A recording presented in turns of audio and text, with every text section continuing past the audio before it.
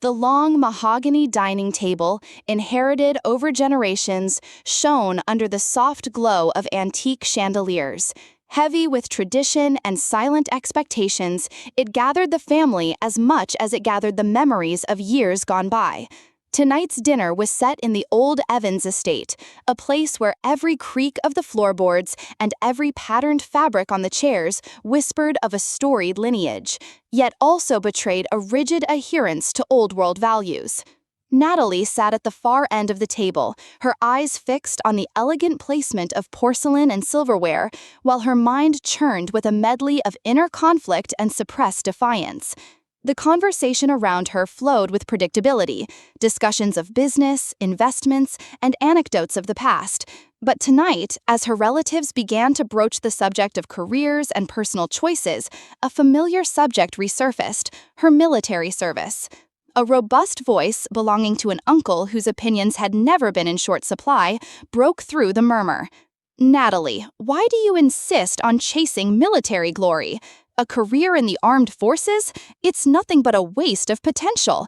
It's not the kind of upward path we expected from someone with your talents." His words echoed around the table, weighted with an air of condescension steeped in tradition and disbelief. Another relative chimed in, equally dismissive, questioning aloud, "Shouldn't you have aimed for something more refined?" Their comments swirled in the room like dust motes in the light, each one adding to the relentless pressure of judgment. Yet Natalie said nothing. She listened, her lips remained pressed in a resolute line, her gaze drifting just over the rims of her wineglass. Inside, a quiet fury burned, a deep-seated resolve forged by years of sacrifice and unyielding determination. With every dismissive remark, the fire grew a little brighter. The memory of countless training days, long nights on the base, and the weight of responsibility on foreign soil, mingling with her biting disappointment at being misunderstood by those whose approval mattered, despite everything. In that moment, as the voices around her faded into a low, oblivious hum, the real battlefield was internal.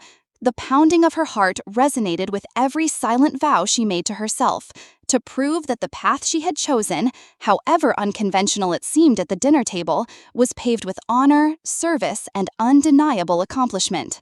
The transformation laying dormant inside her was not merely a reaction, it was a declaration. Behind her tranquil eyes, the reflection of countless battles fought and victories quietly earned shimmered with promise, defiant and unyielding.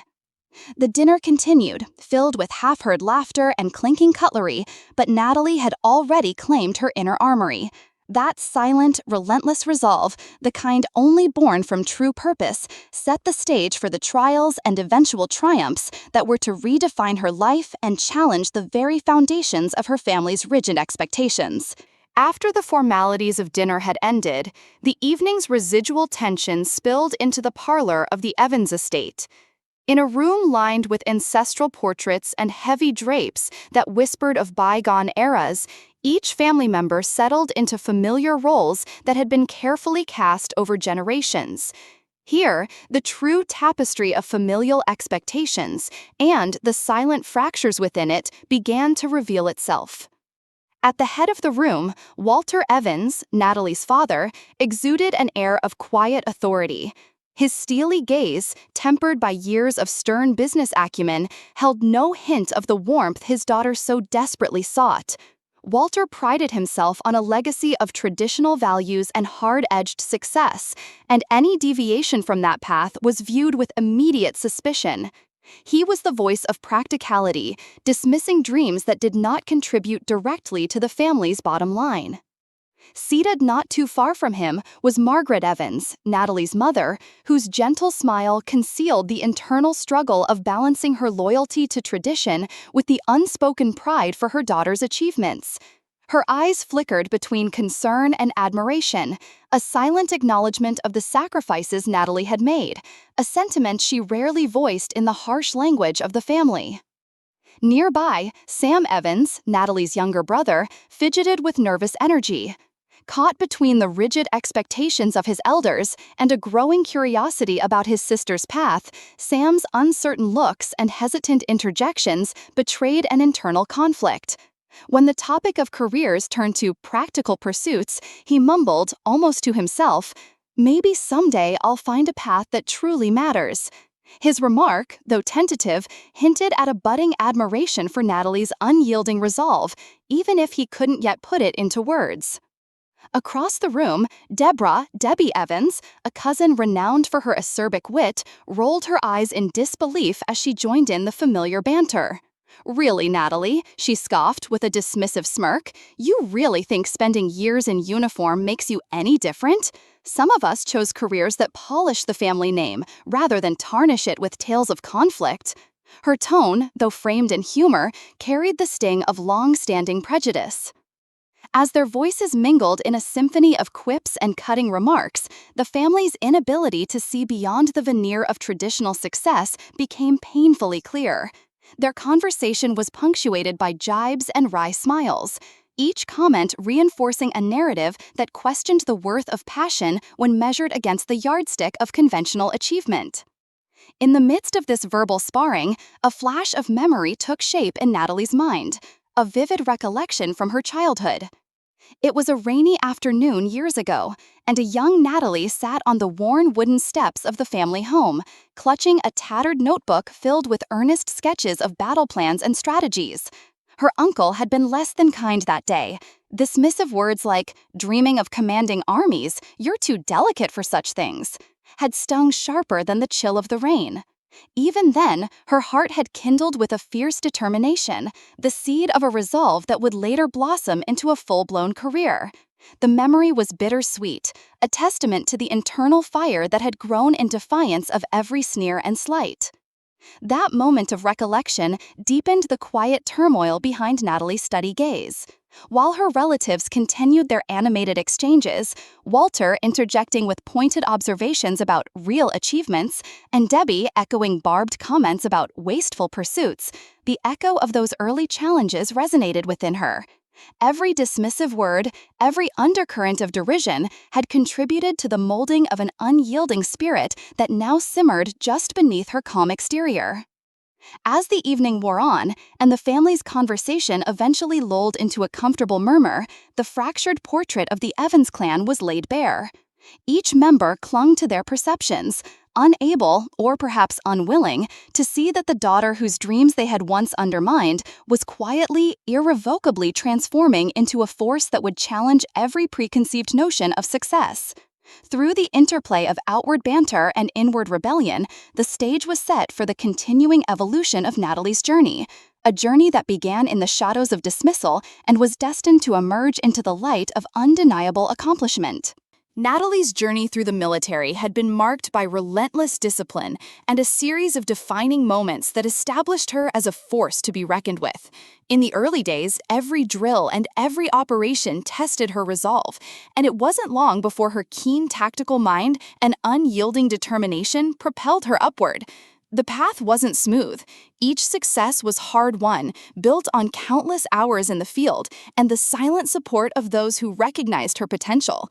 Under the scrutinizing eyes of seasoned commanders, Natalie's rapid ascent was both celebrated and questioned. Colonel Marcus Hill, a stern mentor and tactician who had seen his share of battles, was quick to acknowledge her prowess while urging caution. "Natalie, your instinct saved lives today," he said during a strategy session, his tone equal parts pride and warning. "But remember, true leadership means balancing bold decisions with the safety of your team." His mentorship was a beacon during moments of uncertainty, offering both guidance and the invaluable lessons that come only from experience. Not all voices in the ranks were supportive. Captain Olivia Turner, her trusted colleague and friend, offered quiet praise while noting that there were always risks inherent in daring moves. In the same breath, lingering doubts from more conservative officers reminded her that every decision was a double-edged sword. These challenges, both overt criticisms and more subdued concerns, served as constant reminders that potential was only recognized when tempered by accountability and measured judgment. It was after one such operation, one that had pushed all of them to the brink, where the culmination of these lessons came into sharp focus. The mission had been a high-stakes operation deep behind enemy lines, a blur of harsh commands, split-second decisions, and adrenaline-fueled maneuvers that ultimately secured a crucial advantage over their adversaries. Yet, even in the glow of victory, the aftermath was a charged debrief session in a dimly lit conference room at the base. The room was heavy with tension as the digital clock ticked past 2100 hours. Natalie stood at the head of the table, facing a panel of her peers and superiors. The air vibrated with a mix of hard-earned accolades and stinging critiques. One of the senior officers, his voice measured and cool, remarked, "Your tactical intuition was spot on, but that maneuver nearly compromised our rear guard." Another colleague added, "In the heat of the moment, your decision saved us, but we must address every risk before it becomes a casualty." The words, though laced with commendation, were not without their caution. Each critique was a reminder that leadership was as much about accountability as it was about valor. As these voices filled the room, Natalie's inner dialogue remained steady and resolute. In that close, tense moment, she recalled every grueling training session, the relentless early mornings, the punishing drills, and the personal sacrifices that had paved the way for this very instance. Each bruise and every drop of sweat during those long hours had forged her into the leader she had become. Even as the feedback cut through the calm of the debrief, it was a necessary crucible, one that distilled success from the raw elements of risk. That evening, as the debrief concluded and the murmurs of strategy shifted to plans for the next operation, Natalie felt the dual nature of her journey, a blend of criticism and profound achievement. Every commendation confirmed her rapid rise, while every pointed remark reinforced the need for constant vigilance. Both elements were essential threads in the tapestry of her career, interweaving into a narrative of hard-earned success and relentless self-improvement. In this charged moment, amid the somber reflections of the debrief, Natalie understood that each step up the ladder was not merely a rank, it was a declaration of competence, perseverance, and the weight of responsibility she willingly bore. Every challenge by mentors and adversaries alike was a stepping stone on her journey toward becoming a leader whose resolve was as undeniable as the victory she'd earned on the field. Natalie's world had split into two distinct realms. On one side lay the harsh, unforgiving reality of the battlefield. On the other, the echoes of disapproval that reverberated back home. In the early light of a foreign dawn, as the rumble of armored vehicles filled the air, the scent of dust and determination became the only companions to Natalie and her unit. Today's mission, a daring rescue operation behind enemy lines, demanded every ounce of her leadership and tactical brilliance. The mission unfolded with high stakes. Under the relentless glare of a foreign sun, Natalie's unit had been tasked with securing a village under siege. Gunfire shattered the morning calm, forcing her to make split-second decisions.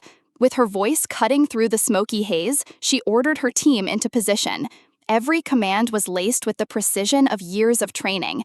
Every maneuver was a testament to her rapid ascent. As explosions rocked nearby structures, Natalie led a recon team into a defensive perimeter, saving not only fellow soldiers, but also unsuspecting civilians caught in the crossfire. In that intense crucible, blasts and chaos were met with unwavering resolve. And when the dust finally settled, the lives saved testified to her fearless commitment to duty. This high-octane episode on foreign soil was a vivid illustration that for Natalie, valor and leadership were not just buzzwords, but lifelines. Yet, amidst the adrenaline of combat, echoes of home lingered in her mind. Later that night, after the mission's success had been confirmed and the field had quieted to a reflective stillness, Natalie sought solace in one of the few escapes that still connected her to a different kind of battle, the war for her family's validation. In the relative quiet of a dimly lit barracks, she pulled out a well-worn notebook and a pen. There, beneath the gentle hum of a distant generator, she began crafting a letter. Her words moved slowly at first, each carefully chosen phrase balancing raw emotion and quiet resilience. Dear family, every day on the field teaches me about sacrifice and honor, the kind of lessons that no dinner table debate could ever fully capture. I navigate a world where decisions are a matter of life and death, and yet I find myself longing for the simple acknowledgement of your belief in me. As she wrote, the memories of past dismissals surged, the laughter that belittled her career, the dismissive remarks that measured her worth against outdated benchmarks. In those fleeting lines of scripted solitude, her inner conflict was laid bare, a delicate interplay of duty and desire. While her missions demanded the utmost concentration and competence, the quiet moments with her pen peeled back layers of vulnerability.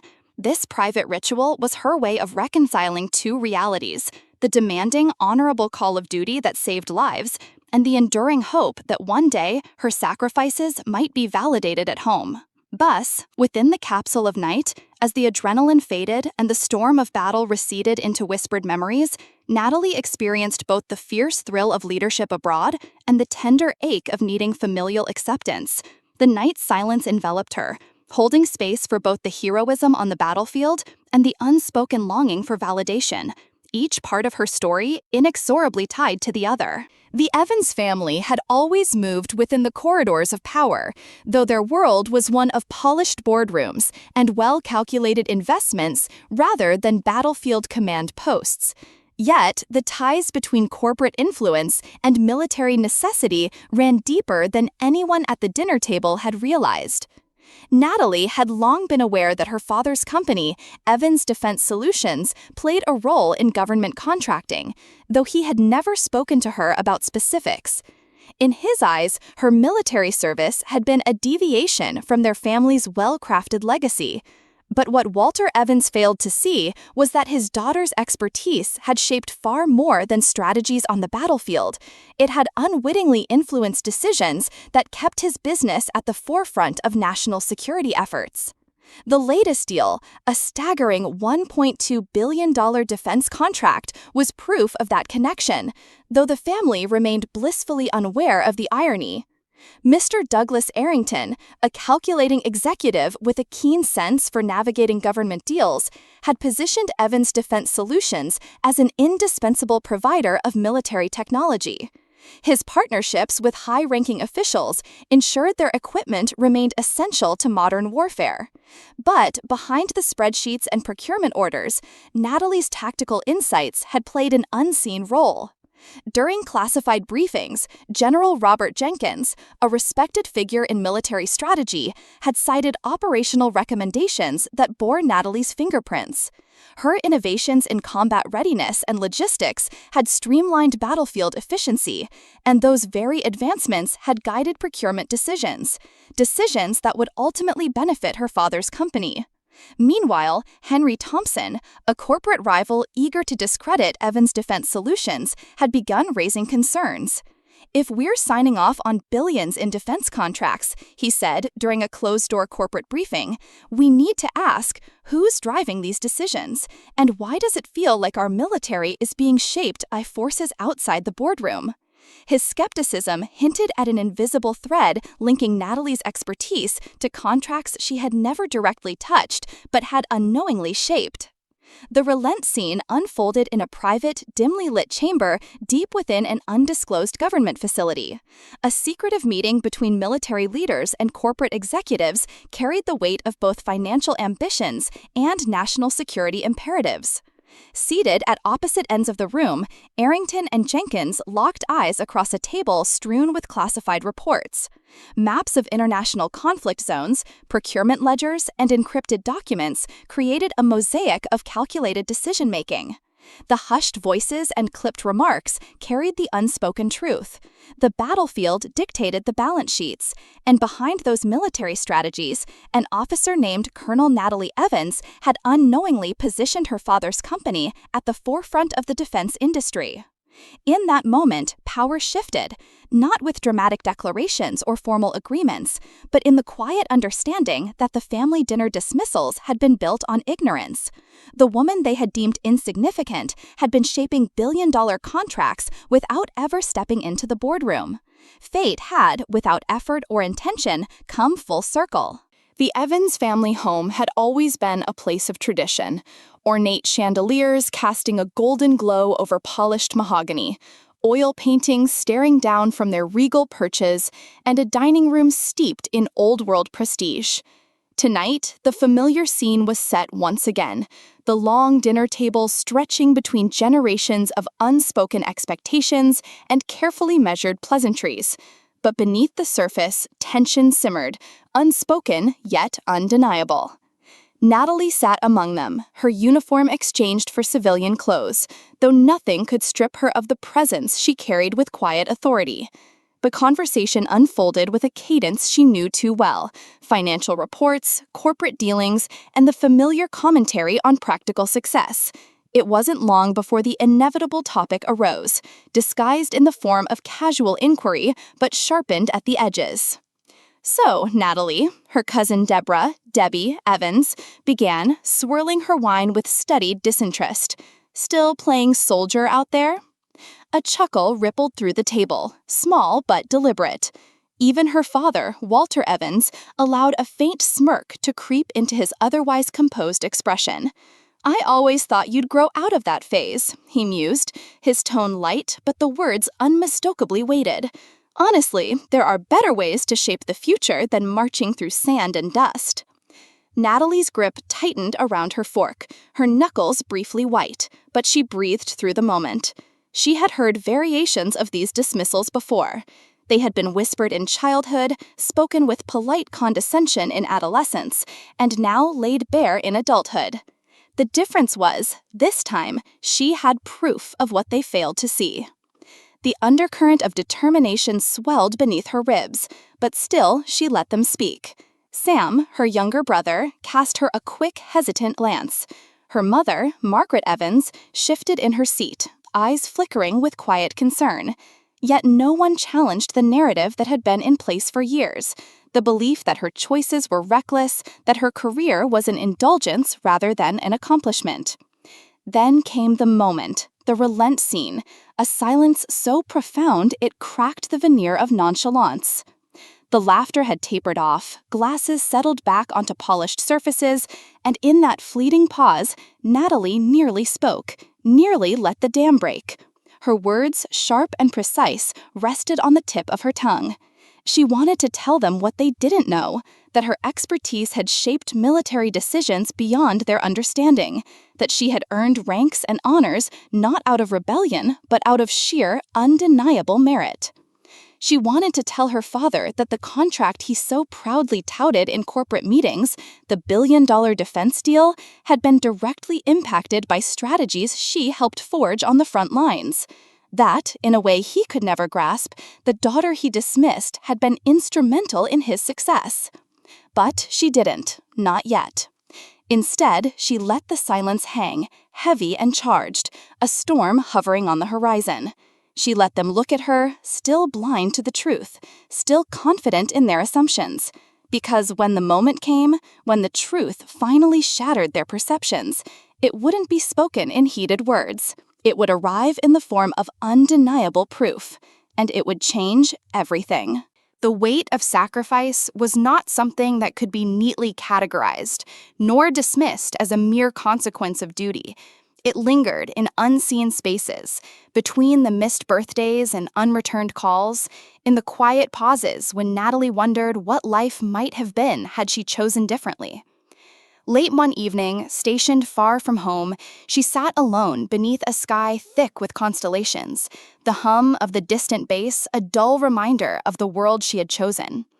In the solitude, memories surfaced unbidden: the wedding she couldn't attend, the childhood milestones of her brother she'd only heard about through grainy photos, the times her mother had hesitated on the phone before saying, "I wish you were here." Her military life had demanded everything. It had taken her from the warmth of familiarity, had replaced home-cooked meals with ration packs, and had stolen moments of comfort in exchange for relentless discipline. But it had also given her something no other life could: purpose, redemption. Despite the cost, despite the nights spent staring at a worn photograph tucked into her journal, there was no regret, only the ache of knowing she had traded one dream for another. The relent scene unfolded in near silence. On a rare day off, Natalie made the journey to a quiet memorial, its inscription barely visible in the dim afternoon light. She traced her fingers over the names carved into stone, names of comrades who had walked the same path but never made it home. Beneath her touch, those sacrifices whispered their own stories, Reminders that duty was never just about orders, but about honor, about carrying the weight for those who no longer could. She stood there unmoving, the gravity of her journey pressing against her. In the hush of that sacred place, there was no one to dismiss her, no voices to call her choices a mistake, only the silent acknowledgement of those who understood the depth of sacrifice, not in words, but in the enduring legacy of commitment. Natalie took a breath, steadied herself, and knew. The road she chose would never be easy, but it was never meant to be. It was hers. And that, more than anything, was enough. The silence before the storm was always the most unsettling. The weight of anticipation pressed against Natalie's shoulders as she scanned the horizon, the heat shimmering over the desert terrain where enemy forces lurked just beyond visibility. The mission was unlike any she had faced before, a high-stakes operation to intercept hostile movements before they could dismantle a vital communications outpost. Failure was not an option. If the enemy breached the outpost, intelligence networks crucial to national security would be compromised. She took a steadying breath and activated her comms. "Move into position. We strike hard and fast. Precision over chaos," she commanded, her voice unwavering despite the tension tightening her gut. Her unit, seasoned but restless, listened without hesitation. They trusted her, trusted that beneath the layers of tactical expertise lay the kind of leadership that could see beyond gunfire and strategy. As the first shots rang out, she led them with sharp, calculated movements. Her strategic brilliance unfolded in real time. Coordinated flanking maneuvers, deceptive counteroffensives, and a rapid response that cut down enemy advances before they could gain ground. It wasn't just a battle, it was a game of intellect, a choreography of war, where every decision teetered between victory and disaster. Then came the relent scene. A moment of near catastrophe. Natalie, positioned alongside her lead scout, advanced toward an exposed ridge. Her instincts screamed before her brain could process it. A sniper, unseen until the split second when the glint of a scope caught the fading sun. She dropped into a roll, the bullet barely missing her, splitting the air where her head had been a heartbeat earlier. Her pulse roared in her ears, the near miss a stark reminder of the fragility of existence in war. She didn't freeze, didn't falter. Instead, she used the momentum of the fall, swung her rifle into position, and fired. The sniper collapsed, and before the shock had settled, she was back on comms, adjusting the unit's trajectory, ensuring that every maneuver aligned with precision. The battle raged, but by the time dawn broke, the field was theirs. The outpost stood unbreached. Lives had been saved, not just by firepower, but by the razor-sharp decisions Natalie had wielded in the midst of chaos. This victory wasn't just tactical, it was proof that she was far more than the underestimated daughter at family dinners. Proof that when stakes were at their highest, she did not merely survive, she led, and she won. The boardroom hummed with quiet intensity. Underneath the polished marble floors and floor-to-ceiling windows overlooking the city skyline, a battle was unfolding, one without gunfire, but no less ruthless. Natalie sat at the table, her posture straight, her mind razor-sharp. It was a different battlefield, one where strategy wasn't executed with boots on the ground, but rather with calculated deals, legal clauses, and the unspoken power of influence. And yet, despite the new terrain, she recognized familiar tensions, the unspoken rivalries, the calculated exchanges, the burden of leadership resting squarely on her shoulders. At the head of the table sat Mr. Douglas Arrington, the corporate titan whose steady grip had steered Evans' defense solutions through years of high-stakes negotiations.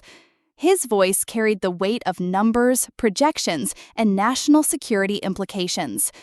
"This contract," he began, tapping the crisp report before him, "is the largest defense investment in this firm's history. The government expects precision, execution, no margin for error." Across the table, Henry Thompson, the skeptical corporate rival, leaned back with a smirk that barely concealed his challenge. And yet, one might wonder how exactly our military strategies align so seamlessly with what this firm provides. His gaze flickered toward Natalie, subtle but deliberate. It's almost as if someone with first-hand battlefield experience is guiding these deals. The relent scene unfolded between them, charged with unspoken truths. Natalie met his gaze without flinching. "The battlefield and the boardroom aren't as different as you think, Thompson," she said, her voice calm but edged. "Both demand precision, leadership, the ability to make decisions that affect lives. The only difference is, out there, mistakes mean casualties." The room quieted. The executives glanced between them, sensing the underlying shift. Arrington exhaled, folding his hands in front of him. "Colonel Evans understands this contract far more than most. Her knowledge isn't just theoretical, it's lived experience." Thompson's smirk faltered. The confrontation was unwritten, but the message was clear. The daughter, once dismissed at the dinner table, had become instrumental in shaping the very industry her family had prided itself on. Natalie leaned forward slightly, her voice steady but unrelenting. "You don't need to believe in me, Thompson. You just need to acknowledge the facts." In that moment, the balance of power shifted, and the vindication was only beginning. The shift in perception happened gradually, like the tide creeping up the shore, unstoppable, undeniable. In quiet conversations at corporate gatherings, in hushed military briefings, and even within the Evans family home, the realization began to settle. Natalie was no longer simply the stubborn daughter chasing an unconventional career. She was something else entirely, a force. At the Evans estate, dinner discussions shifted, ever so subtly. Her father, Walter Evans, no longer scoffed openly at military affairs. Her brother, Sam, started asking questions, not out of politeness, but genuine curiosity. Even Deborah, the cousin who once dismissed her ambitions as childish, seemed more careful with her words. They hadn't openly admitted their past mistakes, but there was a quiet concession in the way they listened when her name was mentioned in passing during news segments covering military operations. On the other side of Natalie's world, within the structured corridors of command, admiration was more explicit. General Robert Jenkins, the hardened strategist, had grown vocal about her contributions in high-stakes operations. Captain Olivia Turner, her longtime comrade, frequently spoke of her ability to lead with precision and unwavering resolve. Even skeptical voices that had once questioned her rise were now silent, replaced by nods of respect rather than cautionary remarks. The relent scene unfolded in the dim glow of a secluded office, a quiet conversation between Natalie and Colonel Marcus Hill, the mentor who had guided her through the toughest phases of her career. "You ever think about what happens next?" Hill asked, his voice measured, the weight of experience pressing into every syllable. Natalie exhaled, staring at the map spread across the desk before them, zones marked with conflict, paths dictated by strategy. "I don't need their validation," she said finally, though there was something raw in the way she spoke, as if testing the truth of her own words. Hill studied her, then leaned forward slightly.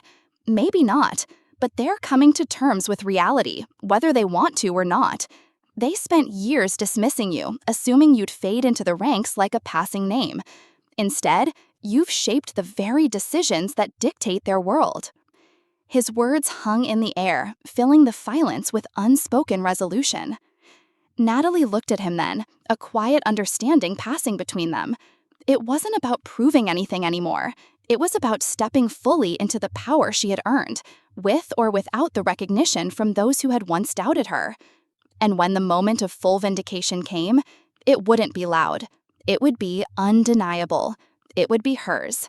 And it would last. The gala was a spectacle of wealth and influence, the kind of event where power was measured in handshakes and carefully worded pleasantries.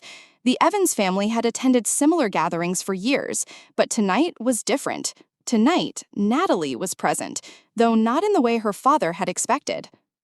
She stood near the edge of the grand ballroom, the military precision in her posture unshaken, even as executives and government officials mingled around her. The evening hummed with discussions of defense contracts and strategic partnerships, topics that had once seemed worlds apart from her battlefield command, but were now irrevocably tied to her expertise. Then it happened, the public acknowledgement that shifted the course of everything. The voice of Mr. Douglas Errington, her father's boss, rang clear over the ambient murmurs of conversation. "Ah, Colonel Evans," he said, his tone respectful, unwavering. His words weren't thrown out casually, they held weight, and as he addressed her as ma'am, a ripple passed through the space. Natalie saw it unfold, the slow turn of heads, the tightening of her father's expression, the way her brother seemed to blink away confusion. The moment stretched, shock and awe settling over the Evans family in slow realization. Her father, once the authority in his domain, suddenly found himself standing beside someone he had never truly understood, someone whose influence had quietly grown beyond his control. The relent scene was exquisite in its simplicity. The clink of glasses lowered, conversations momentarily stilled. Walter Evans, always composed, barely concealed the flicker of uncertainty in his eyes.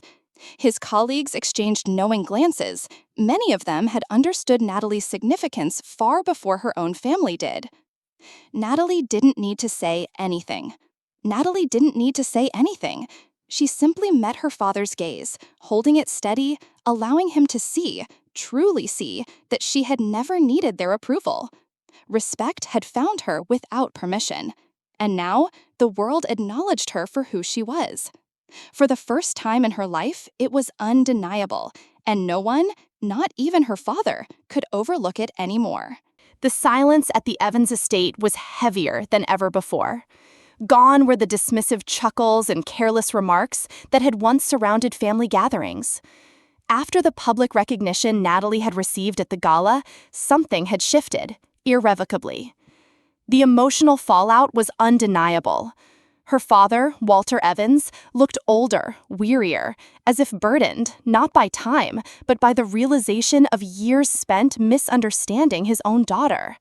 Sam, her younger brother, avoided eye contact, unsure where he stood in this new reality. Even Deborah, always quick with a sharp quip, had nothing to say. The family was forced to confront their own shortcomings, their inability to see Natalie's worth until the world had made it impossible to ignore. Natalie had spent years learning restraint, but tonight she decided the time for silence was over. The direct confrontation began with careful precision, her words measured yet unyielding. "You have spent my entire life dismissing me," she said, her voice calm but resolute. "You told me my career was reckless. You made jokes about my choices, called them childish or impractical. And yet, here we are. Every decision I made, every sacrifice, has led to this moment. Whether you accept it or not, I have shaped things beyond your understanding." Her father exhaled sharply, gripping the edge of the table. "It wasn't about dismissing you," he said, though even he seemed uncertain of his own words. "I wanted security for you, stability, the kind of future I understood." Natalie's jaw tightened. The future you understood wasn't mine.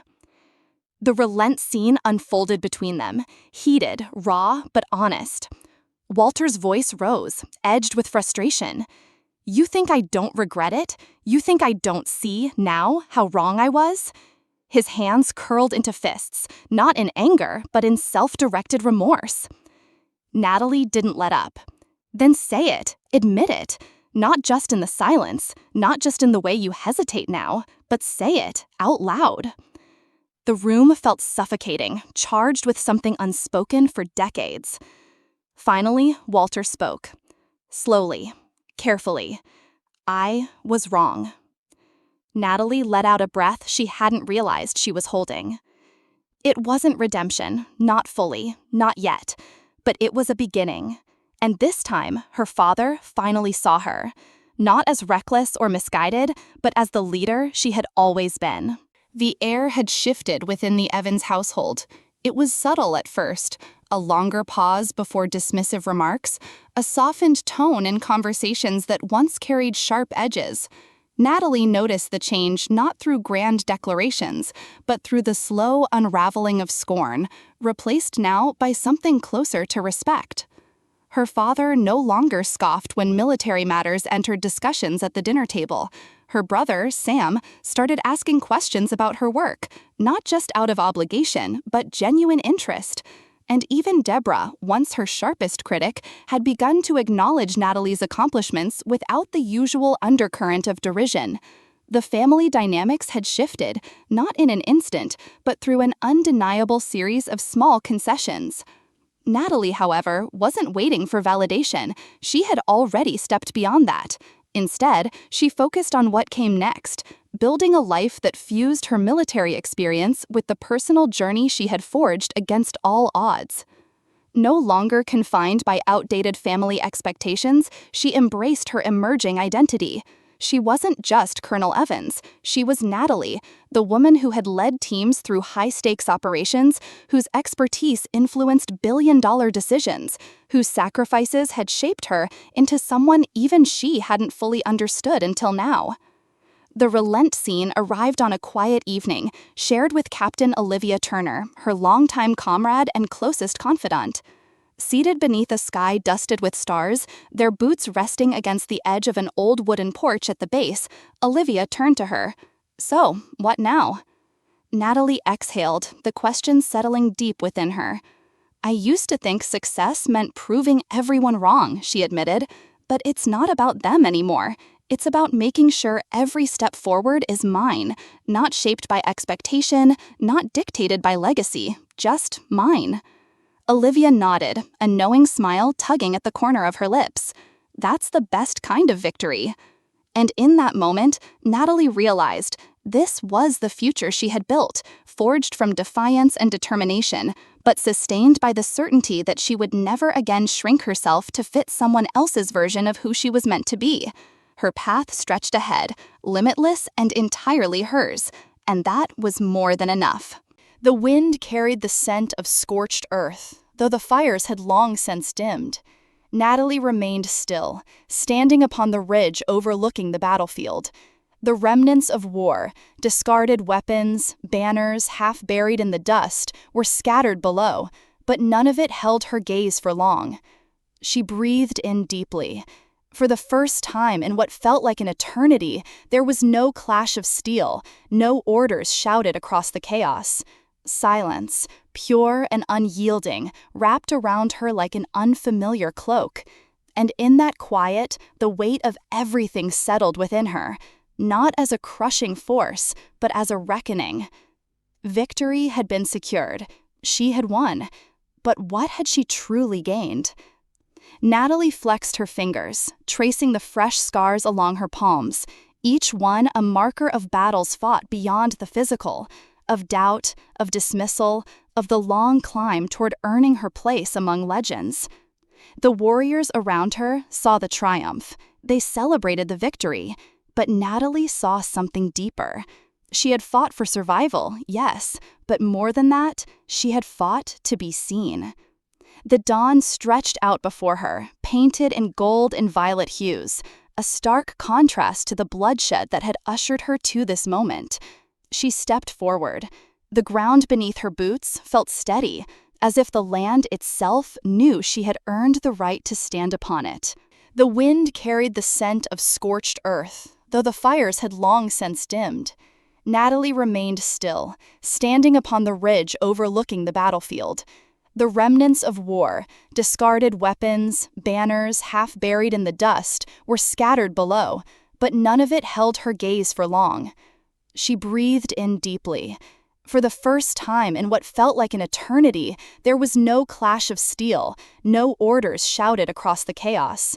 Silence, pure and unyielding, wrapped around her like an unfamiliar cloak. And in that quiet, the weight of everything settled within her, not as a crushing force, but as a reckoning. Victory had been secured. She had won. But what had she truly gained?